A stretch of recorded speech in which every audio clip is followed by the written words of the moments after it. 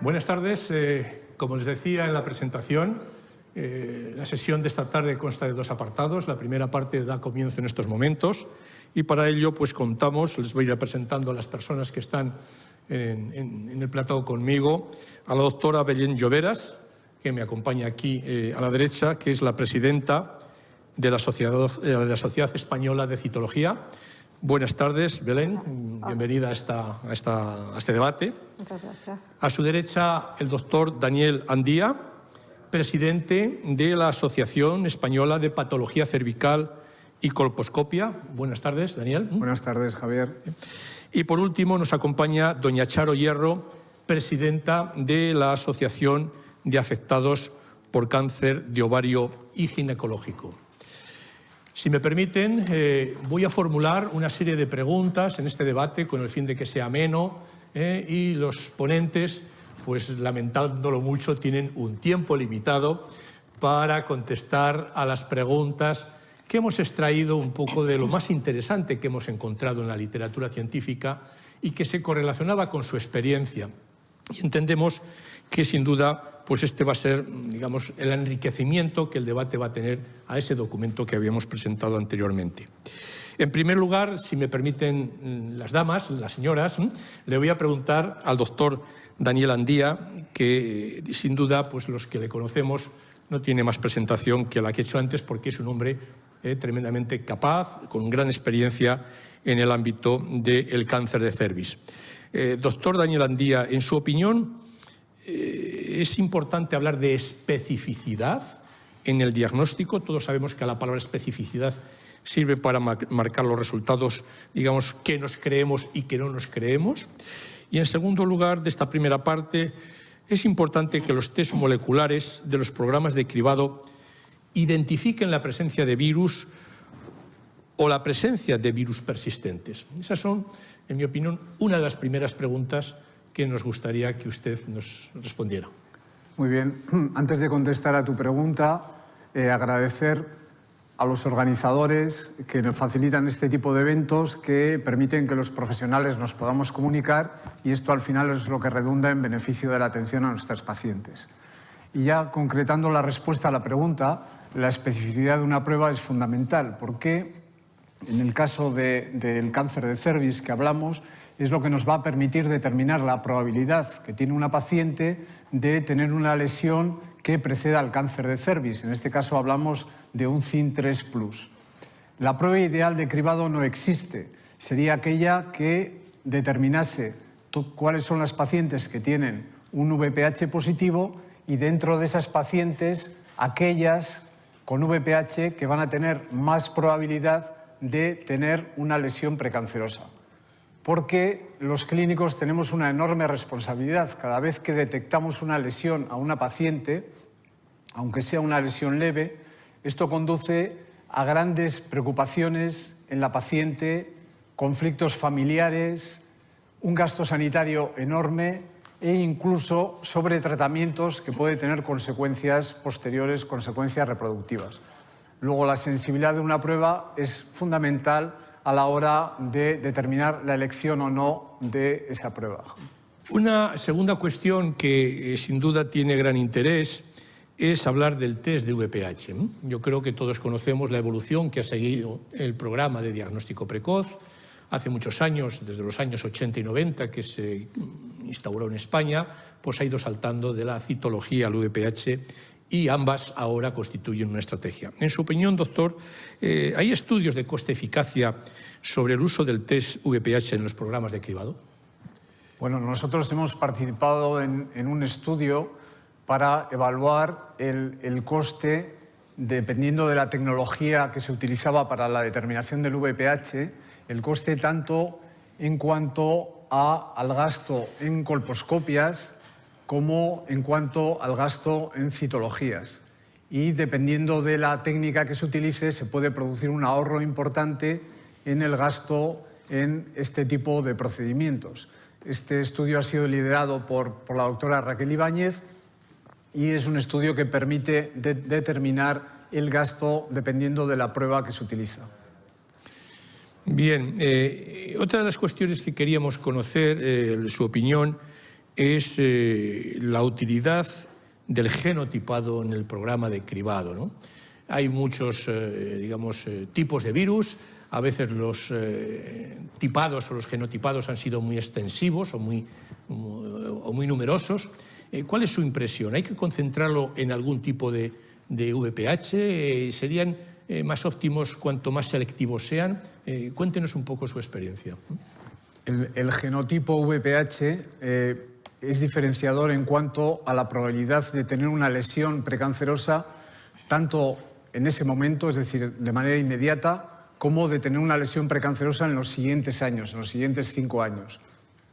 Esto ha sido muy bien estudiado por el grupo del NCI, por el grupo americano, y recientemente publicado por María de Marco, en el cual determina que una paciente, dependiendo del genotipo, va a tener una probabilidad bien determinada de tener en ese momento una lesión CIN3+, es decir, una lesión precancerosa o por encima de esa lesión. Así, un genotipo 16 nos determina una probabilidad un poco superior al 5%, mientras que si no conocemos ese genotipo, la probabilidad de que esa paciente tenga en ese momento una lesión precancerosa pues es de alrededor del 1,5%. Luego, el genotipo es importante para saber en ese momento la probabilidad que tiene esa paciente de tener una determinada lesión.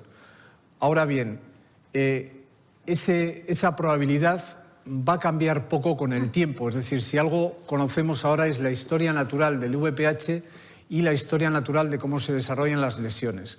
Y sabemos que esas lesiones, desde que entramos en contacto con el virus, requieren un determinado tiempo para producir lesiones precancerosas, primero alteraciones leves, luego lesiones precancerosas y luego un cáncer de cuello. Luego, esas pacientes que tienen un VPH positivo, si nosotros le repetimos la determinación y sigue persistiendo ese virus, es cuando esas pacientes podemos decidir que tienen un riesgo de lesión importante y son esas pacientes que irían a las unidades de colposcopia. Hay que tener en cuenta que el mandar pacientes a unidades de colposcopia supone, aparte de lo que he comentado antes de preocupación de las pacientes, familias y gasto sanitario, supone consultas que son bastante largas en el tiempo, supone controles que luego son muy duraderos y, por lo tanto, es importante que nosotros seamos capaces de predecir el riesgo. Esto, en este momento, las sociedades científicas no lo tienen totalmente determinado porque no hay estudios que lo hayan definido claramente. Así, hay países en los cuales, a la hora de determinar cuáles son las estrategias de cribado, optan por el genotipado. Por ejemplo, el genotipado que se hace en Australia desde finales del 2017 es un genotipado que se hace, es un cribado que se hace con un genotipado parcial, es decir, dependiendo del genotipo que tengamos, esa paciente va a ir a colposcopia o no.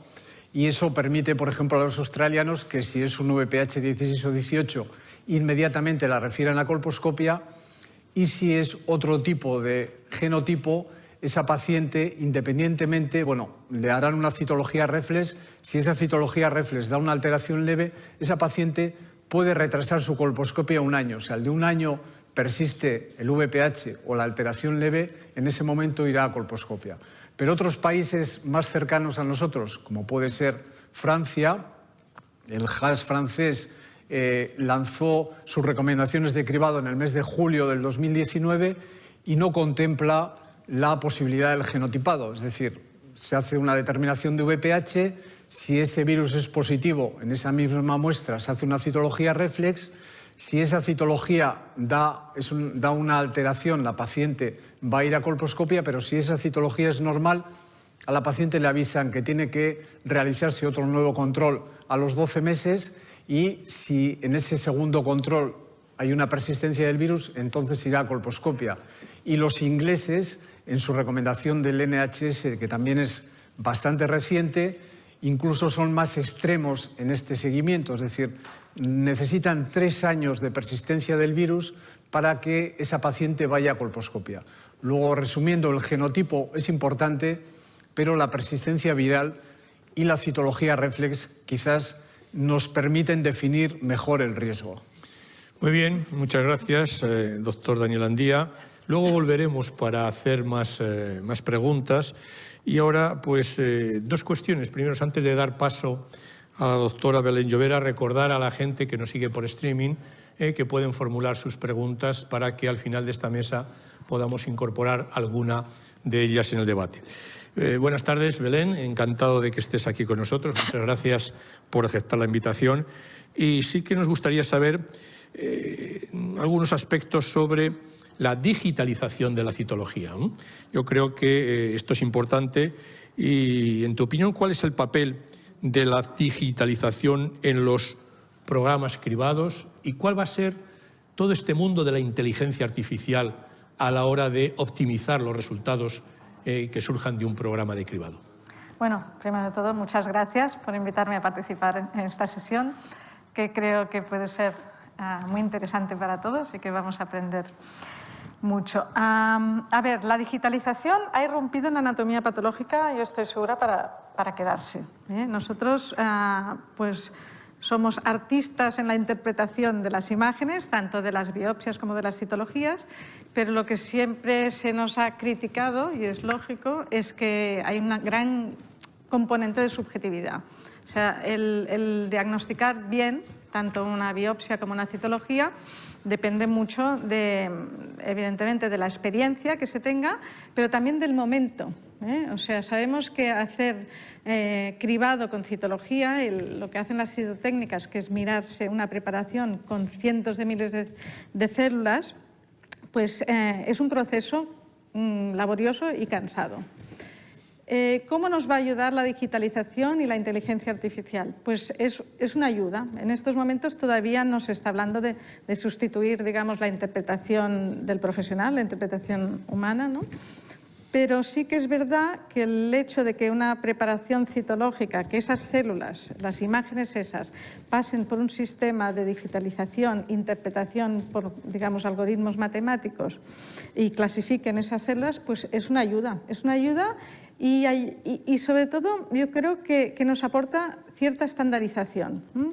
La citología, lo que hemos dicho, es muy laboriosa y hasta ahora era la herramienta de cribado, de screening, ¿no? Antes que el virus del papiloma. Ahora, en cambio, es al revés. Ahora hacemos el virus del papiloma y vamos a hacer la citología. Por tanto, esa citología ya no la vamos a llamar de screening. Esa citología la vamos a llamar de triaje, o yo lo que digo es que, de hecho, es una citología casi de diagnóstico, porque nosotros lo que vamos a mirar ahí es las alteraciones celulares, que es lo que realmente nos van a decir si esa señora, si esa mujer tiene o no lesión y, por tanto, si hay que tratarla o no. Por tanto, en esos momentos la citología todavía cobra mayor importancia y yo creo que tener la mejor citología y que además la citología sea igual en todos los laboratorios, que es una cosa muy difícil, es un paso muy importante en el cribado del cáncer de cérvix. Cogiendo la última frase que usted dice de la misma citología o el mismo procedimiento en todos los laboratorios, esto me lleva a formular una pregunta. Hay un debate en todos los diagnósticos precoces, especialmente en el cuello, de cáncer de cuello de útero, sobre qué es mejor, la centralización no del cribado, sino del análisis, interpretación, de los resultados del cribado, o bien el mantenimiento de otra estrategia, digamos, probablemente a veces, hasta si me apura usted, más integrada en la propia estructura, digamos, administrativa de la comunidad, en nuestro país, etcétera, o en las distintas plataformas de los hospitales. ¿Cuál es su opinión? ¿Centralización, no centralización? Es un tema difícil para un patólogo, ¿eh?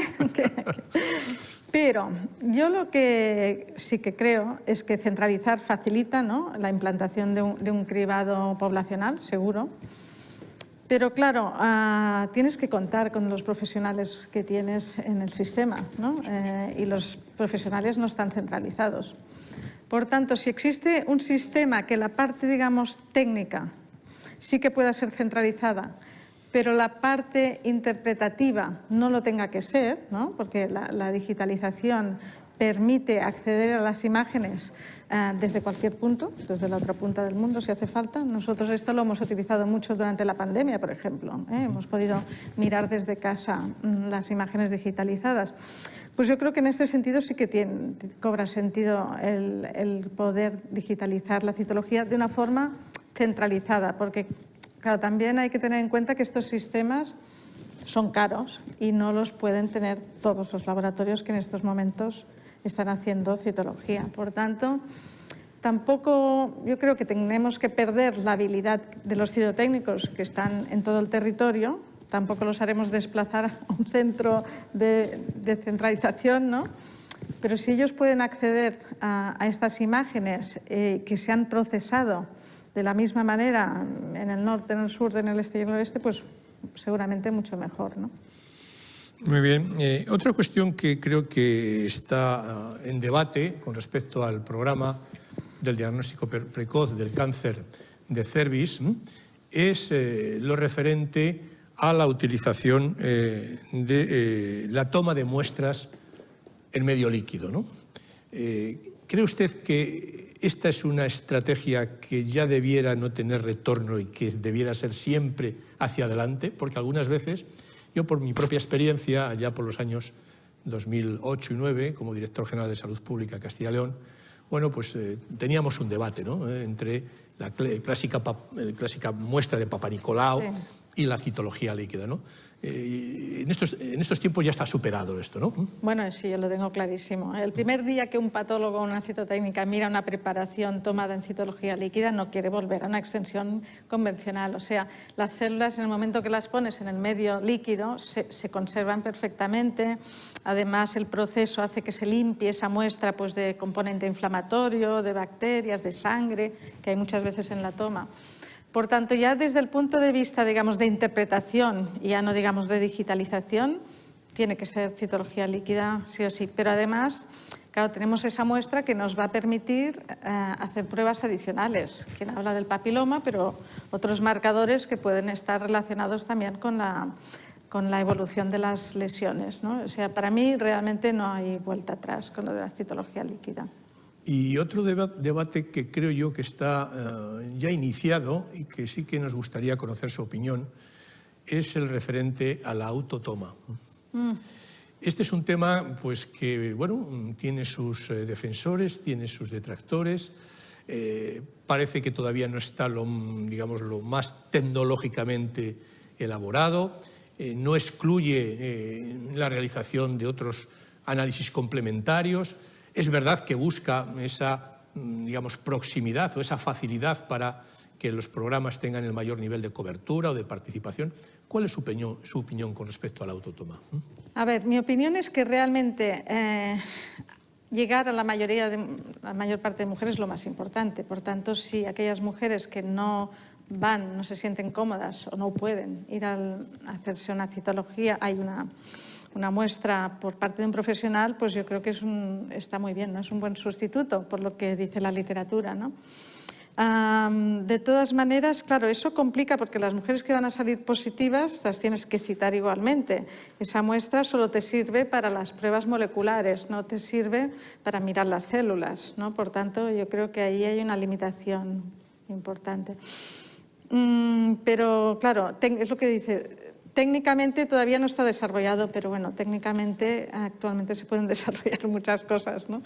O sea, que quizás ahora sí que sería un poco problemático que todo el programa de screening se basara en autotoma, pero yo estoy segura que si eso interesara, pues se podría desarrollar algún sistema más automatizado en el laboratorio, ¿no?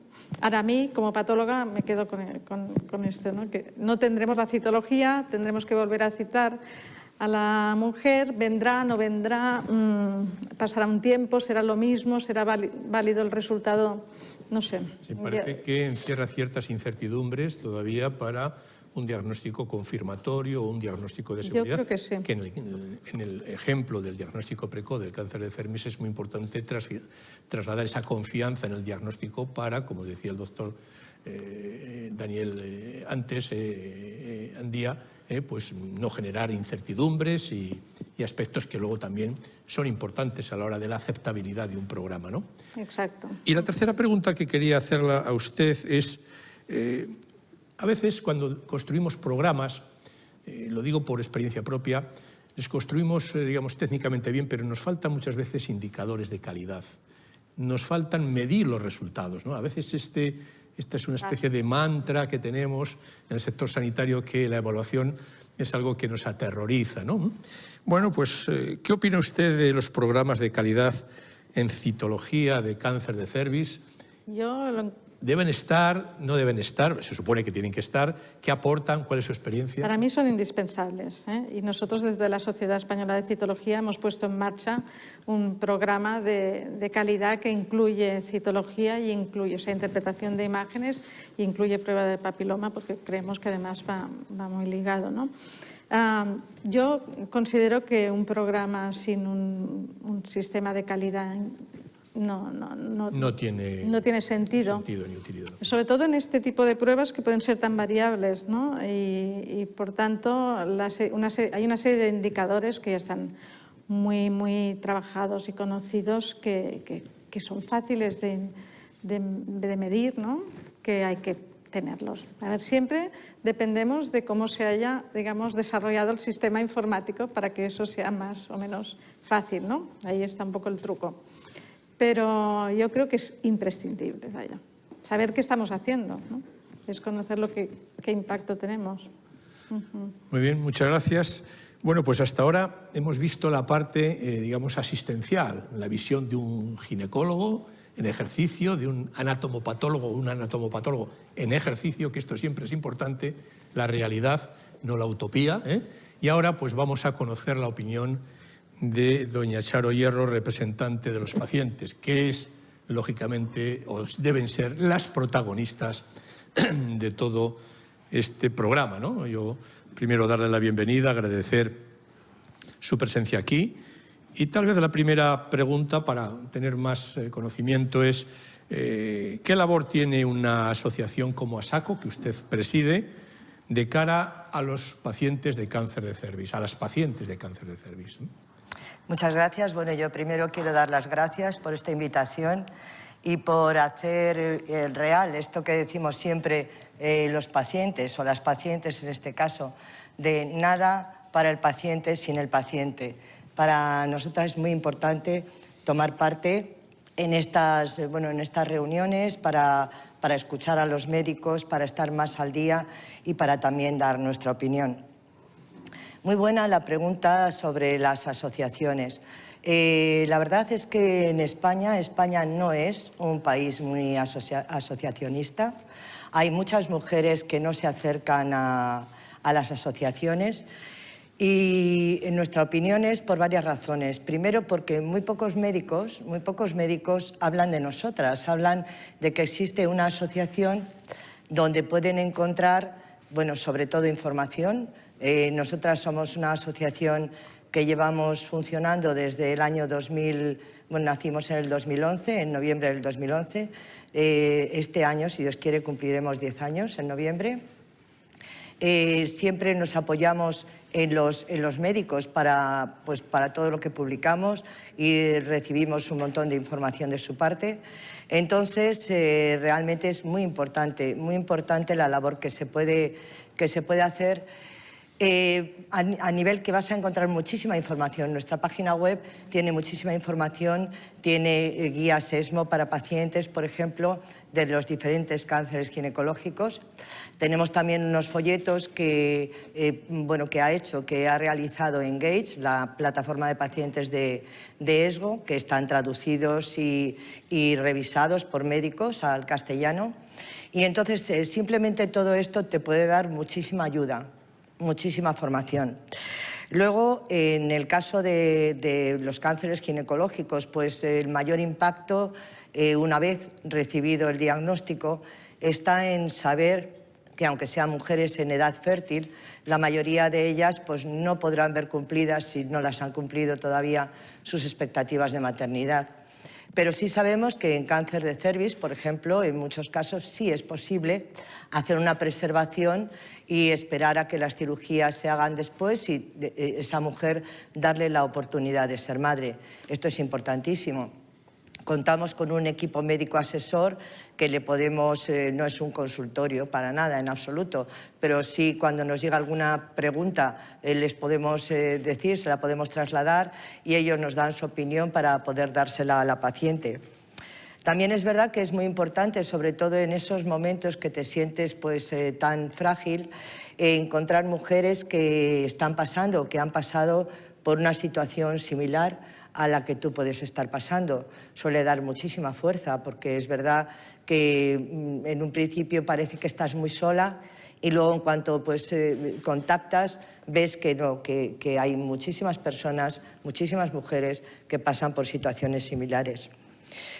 También es verdad que desde ASACO tenemos nuestro proyecto más querido, que le llamamos Proyecto Bienestar, y por medio de él ofrecemos atención psico-oncológica gratuita tanto a las pacientes como a los familiares de las pacientes de cualquier tipo de cáncer ginecológico, y sean miembros o no sean miembros de la asociación, porque desde el año 2018, que fuimos declaradas de utilidad pública, cualquier cosa que hagamos debe estar abierta a toda la población, no solamente a nuestros socios. Entonces sabemos que la calidad de vida, el bienestar emocional, el poder pues, manejar tus inquietudes, tus miedos, es importantísimo para las mujeres y para sus familiares, que en muchas ocasiones lo pasan tan mal como ellas, porque esto es así, depende de cada persona, del carácter de cada uno, pero esto es así. Y luego también lo que es muy importante para nosotras es deshacer tabúes que existen en cuanto al aparato genital femenino, porque es muy sorprendente que a día de hoy muchísimas mujeres jóvenes no conocen cómo es su aparato genital, y luego además la vergüenza que hay para acudir a ciertas consultas explicando ciertas patologías que puede haber o de las que puedes sospechar, ciertos cambios. Y por todo eso creo yo que es muy importante saber eso, que estamos las asociaciones. Hay mucha escasez de asociaciones de cáncer ginecológico. De hecho, nosotras, ASACO es la única asociación a nivel nacional que maneja estos cánceres, que nacimos específicamente por el cáncer de ovario, que es el más complicado, pues por una serie de cuestiones que ahora mismo no vamos a debatir. Pero sí que hay alguna asociación de mama que tiene una pequeña parte que se dedica a los ginecológicos, pero realmente sí que no hay asociaciones de cáncer ginecológico. Ya digo que en realidad somos nosotras las que manejamos con los diferentes grupos que tenemos en las diferentes ciudades. Una de las cuestiones que me imagino para ustedes es importante es tener un diagnóstico precoz de una lesión de cáncer de cervix. ¿Cómo lo vive una mujer a través de la asociación cuando le llega este resultado? ¿Acuden a ustedes, les dan apoyo, les generan dudas, necesitan apoyo psicológico? Trasládenos un poco el sentimiento que se tiene. Bueno, evidentemente el impacto que produce un comunicado de un diagnóstico de cáncer, de cualquier tipo de cáncer, pues es tremendo. O sea, tu vida se tambalea. No sabes cómo, ni siquiera sabes qué preguntar a tus médicos. Te pones en manos de ellos de una manera absoluta, que afortunadamente hay buenísimos profesionales en este país, y en cáncer de cervix no suele haber problemas, y en otros tipos de cáncer que necesitan un especialista más especializado. Entonces el impacto es tremendo. Si eres una mujer más mayor, pues quizá el impacto sea menor, por esto que hablamos, porque ya no estás en una edad fértil, ya bueno, pues tu recorrido por la vida te pide otras cosas. Pero indudablemente sí que cuando una mujer no ha tenido aún hijos, o quiere tener más hijos porque son muy jóvenes, pues sí se acercan a la asociación. Nos piden información, sobre todo nos piden información de dónde están los mejores centros. Sabemos que esto lo podemos decir de una manera abierta, pero siempre respetando, siempre les preguntamos, ¿vas por la pública, vas por la privada? según nos consta a nosotras, los centros más adecuados a los que podría ir son tal y tal y tal. Nunca recomendamos uno en particular, evidentemente, a no ser que viva en una ciudad que sepamos que hay uno al lado de su casa, que bueno, sería lo ideal. Y entonces, y por supuesto, siempre les ofrecemos el apoyo emocional, el apoyo psicológico para ellas y para sus familias. De modo que, y también les podemos poner en contacto, pues eso, con médicos especializados en poder preservar su maternidad. Yo recuerdo una paciente que es miembro de ASACO, que tuvo, bueno, estaba diagnosticada con cáncer de cervix, pudieron esperar a hacer la cirugía. Ella tuvo un hijo, tuvo dos, de hecho, porque iba muy bien su enfermedad, no progresaba de manera que lo tuvieran que evitar. Y bueno, y luego posteriormente sí que le hicieron la operación y ya, bueno, pues evidentemente no tiene, no sé yo si le darían una histerectomía radical, lo que le hicieran, pero sí pudo, bueno, colmar sus ansias de ser madre con dos hijos. Y abundando en esta línea del diagnóstico precoz, cuando ustedes reciben un resultado que luego resulta ser un falso positivo, ese escenario, me imagino que pasa en todos los cánceres, ¿no? Evidentemente, pero también nos gustaría conocer la vivencia de una mujer en esa situación. Induce a o hay una falta de información, se debiera gestionar, digamos, mejor el resultado, debiera ser no simplemente a veces un tratamiento o un resultado frío en un informe. ¿Cómo lo ven ustedes? ¿Qué precisarían, qué demandarían ustedes a los responsables sanitarios? Pues la verdad es que importantísimo. Lo primero es que la recepción del diagnóstico la debería hacer una persona que estuviera capacitada para dar ese disgusto, vamos a llamarle disgusto de una manera muy light, a la paciente. Muchas veces nosotros decimos que en el momento de la comunicación del diagnóstico a la paciente debería haber un psicooncólogo en la consulta para poder ayudar y respaldar. En el caso de falsos positivos, pues indudablemente en cáncer de cervix yo no sé qué incidencia, vamos, qué proporción o qué porcentaje de falsos positivos puede haber. Desgraciadamente en cáncer de ovario no hay, que sepamos, falsos positivos, no los hay. Pero bueno, el hecho de crear en una mujer una inquietud que dices, bueno, tú tienes un cáncer o un principio de cáncer y que no sea así, pues es que va a ser un batacazo para su vida, esa espera, y más cuando hay otro tipo de procedimientos de diagnóstico que pueden ser más específicos, más exactos y que no tienen por qué dar lugar a estos sustos sin haber una razón. Entonces, realmente es que el temor a tener relaciones, el impacto directo en su calidad de vida, la culpabilidad que se puede crear con respecto a las parejas. O sea, es que realmente ahí es una situación pues muy difícil para cualquier mujer el estar temiendo algo cuando sabes que en muchos casos, si no estoy equivocada, que aquí estoy rodeada de médicos para corregirme, el virus del papiloma humano lo vence el cuerpo de una manera natural después de un tiempo, ¿no? O sea que ahí pues mucho ojo, porque el temor a un cáncer próximo pues es realmente pues un batacazo en la vida. Bien, hay otro tema que bueno, afecta a todas las enfermedades, excepto la pandemia del COVID, ¿no? Y ustedes, desde la perspectiva del paciente, ¿qué cambios han notado en la continuidad de los programas de screening, especialmente del cáncer de cervix, ¿no?, por la influencia que habrá tenido la modificación de las listas y del seguimiento de los pacientes? ¿La pandemia les ha retrasado? ¿Tienen ustedes una percepción de que las autoridades sanitarias deben, y los implicados que estamos en la administración o en los hospitales o en los responsables de unidades asistenciales, debemos hacer un esfuerzo lo más rápido posible para dar una solución a este aspecto?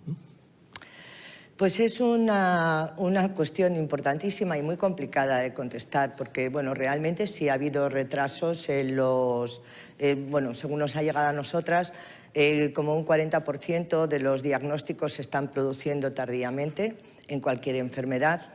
Esto es verdad. En cuanto a las... no nos consta que las mujeres con tratamientos, ya en tratamiento, les hayan retrasado los tratamientos o se los hayan, o por cualquier cosa, o los hayan abandonado, para nada. Pero en el tema de revisiones sí que ha habido pues, muchísima falta de citas. En parte porque la sanidad no podía, bueno, estaba en otras cosas que ha obligado a relegar algunas de estas revisiones habituales, pero también mucho porque las pacientes, las mujeres en este caso, no quieren ir a las revisiones, entonces las retrasan por miedo. Indudablemente llevamos ya más de un año en situación de pandemia. Hay personas que se han acostumbrado, que saben que si te mueves con las precauciones debidas, pues no tiene por qué pasar nada, pero hay muchas mujeres que no se quieren mover, que no quieren compartir, que no van a casa de sus familias, ni dejan que entre su familia, y mucho menos acuden a un hospital porque es realmente terror lo que sienten, o sea, es un problema ya psicológico lo que tienen con respecto a esto, de modo que sí ha afectado mucho. Sí, eso lo hemos visto. Yo trabajo en un hospital y es cierto que incluso de la primera fase de este problema de la pandemia, ahora la segunda, pues en la primera fase pues había un miedo expreso y la gente no quería, aunque le citaras para cumplir un programa de vacunación de un enfermo oncológico, de un enfermo con una inmunosupresión, preferían esperar a los acontecimientos. Ahora tengo la percepción, pero a lo mejor estoy equivocado, de que es un tema que poco a poco, con las estrategias de prevención, etcétera, pues la gente va adaptándose. Pero sí que es cierto que es un escenario que ha influido en la parte, no tanto por el programa en sí, sino por las consecuencias de la pandemia que tenemos, ¿no? Yo ahora quería hacer preguntas a los tres, ¿no? Porque... sí, Daniel, tienes la palabra. Por dar un poco de espontaneidad al diálogo, si me permites, por completar lo que ha contestado Charo acertadamente en el caso de los falsos positivos, en el cribado del cáncer de cervix no hay falsos positivos, lo que hay es muchas pacientes que tienen virus positivos que luego no tienen lesiones, y esta positividad del virus estigmatiza a la paciente, es decir, la paciente ya cree que tiene un cáncer, cuando en realidad lo que tiene es un virus que tiene el 20-25% de la población. Entonces es muy importante la información en este asunto. Nosotros desde la Asociación Española de Patología Cervical y Colposcopia tenemos en nuestra web una página de información al paciente en el cual se informa sobre la infección del virus del papiloma en aepcc.org, y es una página que tiene 1 millón de visitas al año. Entonces la información en estos casos es clave para que la paciente sepa exactamente qué es lo que tiene, porque a veces los profesionales en la consulta nos cuesta explicarlo de manera correcta. Bueno, pues en esta línea de espontaneidad, y antes de dar paso a algunas preguntas que tenemos por streaming, ¿quieren ustedes hacerse alguna pregunta entre ustedes? No, bueno, yo lo que me preocupa también es el falso negativo, ¿no? Sí. Creo que lo que ha aportado el virus, la prueba del virus, es disminuir los falsos negativos de la citología, ¿no? Porque hay quien no sabe el por qué se ha escogido esta prueba, ¿no? Que tiene tantos, digamos, falsos positivos, que no son falsos, porque en realidad lo que te está diagnosticando es la infección. Pero yo creo que en un programa de screening, de cribado, lo que da miedo son los falsos negativos. Negativos, ¿no? De acuerdo, ¿no? Bien. Sí, pues yo quería preguntar una cosa, porque sí. en el caso de que, bueno, que sí, que se detecte que tienes el virus del papiloma humano, o sea, que puede ser derivar en un cáncer, ¿cuál es o sea, qué protocolo se sigue hasta ver si hay que operar, si no hay que operar? ¿Cómo se lleva eso? Que es una cosa que nosotras no... Tiene una oportunidad, el doctor Daniel García, se lo va a resolver perfectamente. Sí, en realidad el tener el virus, como digo, no es importante. El virus lo que nos permite es seleccionar a las pacientes que tienen más probabilidad de tener una determinada lesión. Nuestro objetivo es buscar las lesiones. Las pacientes con virus las seleccionamos, van a colposcopia, y en esa colposcopia hacemos una pequeña biopsia, que es lo que nos permite un diagnóstico final, y con ese diagnóstico procedemos a determinar cuál es el paso siguiente, si hay que hacer un tratamiento, si hay que hacer un seguimiento. Y es importante por esto conocer que el virus en sí no es importante, lo importante son las lesiones. Y el virus se cura solo en el 80% de las veces. Eso es muy importante saberlo. Eso es muy importante saberlo, sí. Sí. Y en los casos que no, ¿llega siempre a una cirugía o no tiene por qué llegar siempre a la cirugía? No. El virus, como todas las enfermedades víricas, no tiene un tratamiento que sea totalmente eficaz. Nosotros lo que tratamos, como digo, son las lesiones y por mucho que operemos no quitamos el virus. Es decir, podemos quitar el útero, podemos quitar el cuello del útero, pero el virus seguirá en la vagina, en la vulva. Es decir, el virus no se quita con cirugía. El virus lo que es un marcador que a nosotros nos determina cómo tenemos que proceder ante esta paciente. Y con virus solo lo que se hace es seguir a la paciente. Y en el momento en que veamos una pequeña lesión, ahí la tratamos. Hay que tener en cuenta que el virus a veces tarda muchos años en desaparecer. Cuando ya tenemos muchos años de experiencia, yo tengo pacientes en la consulta que llevan 5 o 6 años con el virus positivo y realmente, bueno, pues están preocupadas. Dicen, esto no me lo puede quitar, no me puede tratar. Pues no, el virus no tiene tratamiento eficaz. Lo que hay que hacer es seguir a esa paciente. Las sociedades científicas ya tienen sus propias recomendaciones de seguimiento, seguir a esa paciente y si en algún momento vemos que esa paciente tiene una lesión, entonces la quitamos. Hay que tener en cuenta que buscamos lesiones que preceden al cáncer, no cáncer. Luego, esto tiene una buena solución siempre. Y la última pregunta por mi parte, ¿la vacuna siempre lo previene? La vacuna siempre lo previene. Es decir, dependiendo del momento en que nosotros procedamos a vacunar a esa paciente, la prevención va a ser mayor o va a ser menor. Lógicamente, si nosotros vacunamos a una chica que tiene 12 años y no ha empezado a tener relaciones, pues le vamos a prevenir durante toda su vida. Pero si nosotros vacunamos a otra chica de 35 años, estaremos previniendo también determinadas lesiones. Luego la vacuna siempre previene. Pero no todos los tipos. No todos los tipos. Pero bueno, Previene a 9 tipos, que son muchos, ¿eh? Es casi el 90% de los cánceres, ¿eh? Bien. Se considera que hay 13 o 14 tipos de virus que tienen potencial oncogénico, que se les llama de alto riesgo, que yo siempre digo que es una mala palabra porque el riesgo no es alto, pero es para compararlos con los que son de bajo riesgo. Claro. Pero la vacuna buena, que de 9 tipos, protege para un 90%. ¿Sí? Bueno, nos quedan todavía unos minutos y ha entrado alguna pregunta que me informan por este dispositivo que se me está cayendo permanentemente, pero iba dirigida a ti, Belén. Yo te he preguntado sobre el autotoma y algunas de las personas que nos están escuchando, están siguiendo por streaming este debate, nos hablan de si la autotoma podría ser una alternativa en estos momentos donde la pandemia hemos visto que ha podido disminuir la accesibilidad y las coberturas de los programas. Seguro que sí, si lo tuviéramos montado para que lo fuera, ¿no? Pero claro, montar un sistema de autotoma, igual que las pruebas de detección de sangre, o sea, no es una cosa que se monta de un día para otro, ¿no? Yo creo que... ¿Hay alguna experiencia ya en fase pilotaje, etcétera, en nuestras comunidades que hayan probado, digamos, los resultados de adherencia o de resultados son buenos, de efectividad o, digamos, lo complicado de la toma de muestra, el envío, la recepción, el análisis, etcétera? Sí, son buenos. Lo que pasa es que todavía no hay un estándar, por decir de una forma. No hay un estándar ni de cómo tomar la muestra, el dispositivo que se utiliza, de cómo procesarla en el laboratorio, que está todavía en desarrollo. Pero sí.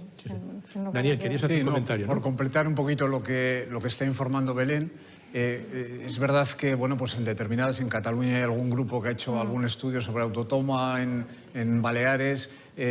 La autotoma tiene dos mensajes que yo creo que son importantes. En lo que más estudios hay de autotoma es en las pacientes que no acuden a las llamadas de cribado. Eso es en lo que se tiene más experiencia y realmente es muy eficaz. Cuando hay un cribado poblacional, las pacientes que no acuden a la llamada de cribado poblacional se les puede mandar el kit a casa y realmente muchas responden a esa llamada de autotoma. Y el segundo mensaje del autotoma es que el autotoma tiene una limitación, es decir, la autotoma es muy eficaz para determinar la presencia o no del virus del papiloma, pero no permite el realizar una citología reflex, que es la que va a determinar el riesgo y va a permitir decidir qué pacientes van a colposcopia o no. Y esta es una limitación de la autotoma que, bueno, pues todavía no está cerrada. No, exacto. Bien, bueno, pues todos sabemos que hay una orden ministerial del año 19 que incorpora el cribado, el diagnóstico precoz del cáncer, dentro de lo que es la cartera básica del Sistema Nacional de Salud.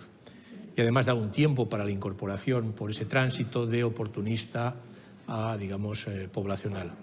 Yo les preguntaría a ustedes, ¿cómo lo ven? ¿Lo ven posible? ¿Es factible? O a veces cuando legislamos, y a mí me ha tocado una parte de estar ahí, nos pierde más la pasión que las posibilidades. ¿Lo ven ustedes posible? Yo lo veo posible y necesario.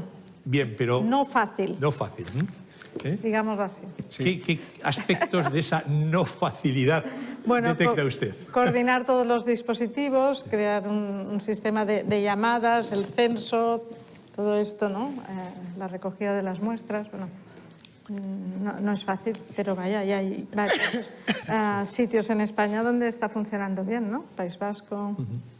Sí, bueno, Daniel, es complicado porque se tienen que coordinar muchos estamentos y, bueno, pues tiene que haber una buena relación entre los gestores que toman las decisiones, los profesionales que tienen que realizar las pruebas, los que luego tienen que tratar a las pacientes, y tiene que ser una relación permanente, bien organizada. No es fácil y además requiere tiempo. Instaurar un programa de cribado requiere varios años. Y bueno, pues es un camino muy atractivo, es un camino que tiene un final feliz, porque al final es lo que permite que las enfermedades las podamos conseguir llegar a que casi desaparezcan. Y bueno, pues hay que pelear por este objetivo. O sea, es factible, es complicado y tenemos que trabajar todos en equipo.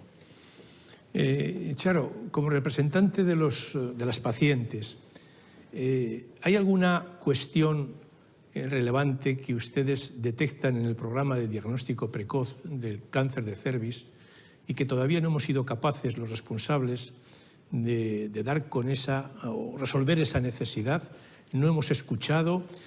¿Hay algo que debiéramos mejorar y que ustedes consideran desde la perspectiva del paciente como fundamental? No veo yo nada así como definido para decirlo. Sí que me parece importantísimo describir qué es lo que hace realmente un programa de cribado, porque parece que todo el mundo lo sabe, pero realmente no lo sabe todo el mundo.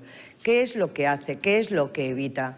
Afortunadamente estamos hablando de un plan de cribado, que es que, claro, dices, el cáncer de cervix es que ahí tiene una noticia tan buena, tan magnífica, cuando nosotras los grandes problemas y por lo que nacimos fue por el cáncer de ovario, en el que no hay cribado ni diagnóstico precoz, ni se prevé que lo haya. Entonces, me parece que es tan importante decirle a la población, vamos a ver que existe un programa de cribado, no dejes de ir porque es que te salva la vida, porque es que estamos hablando de un cáncer que, bueno, se maneja con más facilidad que el de ovario, pero lo que tenemos que ser conscientes es que no demos lugar a que pase, a que suceda ese cáncer. Por mucho tiempo que lleve el instaurarlo bien, por mucha gente que tenga que estar implicada, pero sí que las mujeres deberían saberlo, saber exactamente. Otra cosa que nosotras detectamos es, no sé si lo he comentado antes, la falta de conocimiento del propio aparato reproductor que tienen las chicas jóvenes, que dices, pues nos parece raro, ¿no? Y sin embargo, no lo saben. Justamente antes de que nos confinaran, en el 2020, nos habían pedido de un colegio mayor que fuéramos a dar una charla. Fuimos pues 2 ginecólogas y yo para decirles esto, pues cómo lo vemos las pacientes. Y había chicos y chicas entre 18 y 24 años, una cosa así. Pues que no tenían ni idea, o sea, es que dices, no me puedo creer, ¿pero qué es el cervix? Pero bueno, ¿y entonces qué es el útero? O sea, que no lo saben, y sí debería saberse ya los ovarios, pues ni idea de que si sangran los ovarios, que si cuando tienes la regla son tal. O sea, que ahí sí que realmente habría que hacer un buen programa, primero de información y decir, es que esto, y de precauciones cuando se tienen relaciones sexuales, pero de verdad precauciones, o sea, precauciones, tanto para ellas como para ellos. que normalmente los chicos se sienten como más, bueno, despreocupados. No, esto a nosotros no nos... Pero yo creo que ahí está el principal, o sea, el origen de por qué luego hay cierta reticencia a seguir estos cribados, porque no se entiende bien, porque no pasa nada, porque sí pasa, porque...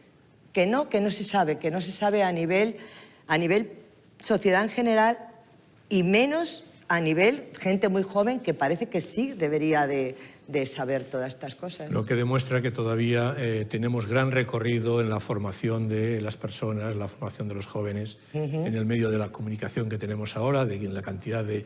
Mucha realmente no estamos haciéndolo bien y tendríamos que revisar. Solamente una pregunta y con esto terminamos, ¿no?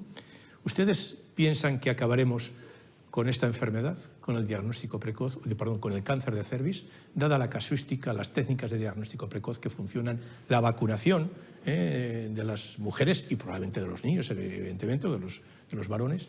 ¿Creen ustedes que terminaremos con esta enfermedad? En un lustro donde la Unión Europea está destinando recursos enormes al cáncer, ¿no? O va a destinar. Erradicarlo yo lo veo difícil, pero disminuirlo mucho sí. Bueno, es uno de los objetivos de la OMS, sí. La erradicación del cáncer de cervix. Yo creo que es factible porque tenemos dos herramientas muy potentes. Tenemos la vacunación y tenemos el cribado. Las dos funcionan súper bien. Si conseguimos que este mensaje cale en la población, estoy convencido de que lo vamos a erradicar. ¿Los pacientes qué opinan? Yo creo que sí. ¿Claro? Yo estoy, soy optimista en este sentido y yo creo que sí. Puede que se tarde más de lo que nos desearíamos todos, pero yo creo que sí. Yo creo que a base de concienciación, de seguir un buen programa de cribado, de que cada vez se vacune a más gente, de que se vacune a los chicos, de que se vacune en distintas inclinaciones sexuales, me parece que sí que se puede acabar con el cáncer de cervix. Muy bien, pues simplemente, y ya para terminar, darles las gracias. Ha sido una charla muy amena. Espero que los que nos estén siguiendo por streaming pues lo hayan disfrutado tanto como este moderador. Sin duda, pues nos han hecho llegar preguntas. Extraeremos las conclusiones de esta mesa, que junto con la mesa siguiente pues la tendrán ustedes a disposición en la página web una vez que finalice este debate. Y bueno, yo creo que es importante que en el momento que estamos, el cáncer de cervix, con la introducción de la vacuna, que será mucho más extensible seguro a otros colectivos, incluso varones, con las nuevas tecnologías que han salido aquí como una reflexión, con las nuevas plataformas digitales y artificiales, lógicamente va a ser un éxito. Muchas gracias. Muchas gracias. Y gracias por su participación. Gracias.